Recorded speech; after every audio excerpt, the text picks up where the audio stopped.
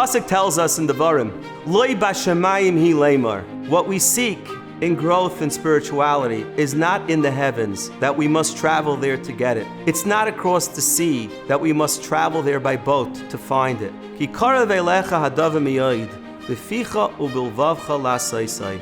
It's right there beside you. There's an obvious question on this. Imagine a person who lost his phone. It's either on the moon or it's somewhere in the Amazon jungle. And he's thinking of strategies on how to get back to the moon or how to get back to the Amazon jungle. And then he finds it in his pocket. Well, people don't make those kinds of mistakes. Usually when somebody's looking for something, maybe he misplaced it or whatever, he knows to some degree the proximity of where it is. How does a person make such a mistake that he thinks that something's on the moon and finds it in his pocket? The answer is that when you're standing outside of a growth endeavor, a spiritual endeavor, it truly does seem like that endeavor is like traveling to the moon. It seems absolutely impossible. Speak to anyone who started learning Daf Yomi. They never imagined that they'd actually reach the finish line. And the reason is because it often is that way.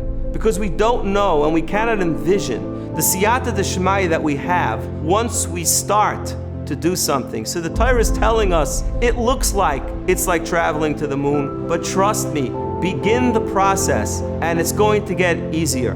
There's an unbelievable sefer called Zayis Parisi, and in it he quotes the Stipler. The Stipler Goyen said that a person who begins any nisayon has to just get through those initial periods of difficulty. And with the passage of time, it is guaranteed that this will get much, much easier.